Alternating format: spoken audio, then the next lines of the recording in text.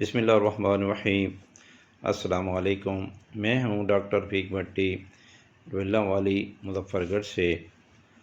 آج کا میرا ٹاپک یہ ہے کہ نارمل بلڈ پریشر کیا ہوتا ہے، یا بلڈ پریشر کی بیماری کب کسی کو شروع ہو جاتی ہے۔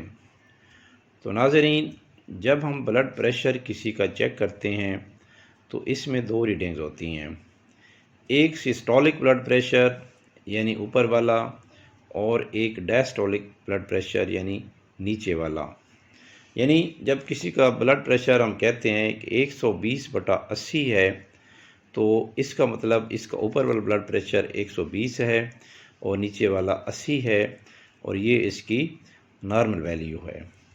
اگر بلڈ پریشر 120 سے بڑھ کر 140 ہو جائے، یا نیچے والا بلڈ پریشر 80 سے بڑھ کر 90 تک پہنچ جائے، تو یہ بارڈر لائن پر پہنچ چکا ہے، تو ایسا مریض خطرے میں ہے کہ جس کو ہم کہہ سکتے ہیں کہ ہائی بلڈ پریشر کی بیماری ہونے والی ہے۔ تو دوسری بات یہ ہے کہ بلڈ پریشر کی صرف ایک ریڈنگ ہم معلوم کر کے یہ نہیں کہہ سکتے کہ اس کا بلڈ پریشر بڑھ رہا ہے۔ تو کم از کم جب اس کا بلڈ پریشر زیادہ آیا ہے تو 2 سے 3 ہفتے تک اس کو انڈر آبزرویشن رکھتے ہیں، اور وقتاً فوقتاً اس کا بلڈ پریشر چیک کرتے رہتے ہیں۔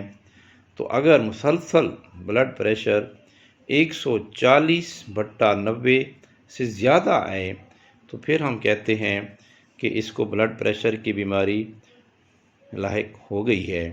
تو ایسے انسان کو پھر اپنے معالج سے مشورہ کر کے اس کا علاج شروع کرنا چاہیے، تاکہ اس کی پیچیدگیوں سے بچا جا سکے، کیونکہ عام طور پر اس میں کوئی علامت نہیں آتی ہے، اندر ہی اندر یہ نقصان پہنچاتا رہتا ہے، اور اس وقت پتہ چلتا ہے جب اس کی کوئی پیچیدگی شروع ہو چکی ہوتی ہے اور بہت نقصان اس وقت تک ہو چکا ہوتا ہے۔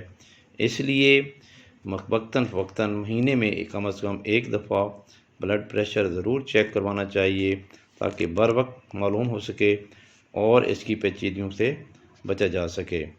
تو ناظرین، امید ہے کہ آپ کو نارمل بلڈ پریشر کے بارے میں علم ہو گیا، تو آپ اس کو لائک کریں اور اپنے دوستوں میں سینڈ کریں، تاکہ زیادہ سے زیادہ لوگ بر وقت بلڈ پریشر کی بیماری سے آگاہ ہو سکیں، اور اگر ان کو کوئی بیماری شروع ہو رہی ہے تو اس کا بر وقت علاج کیا جا سکے۔ اور اگر آپ نے میرا چینل ابھی تک سبسکرائب نہیں کیا ہے تو اس کو بھی سبسکرائب کریں اور فراخ دلی کا مظاہرہ کریں، کیونکہ اس پر کوئی پیسے نہیں لگتے ہیں اور اس سے حوصلہ افزائی ہوتی ہے۔ شکریہ۔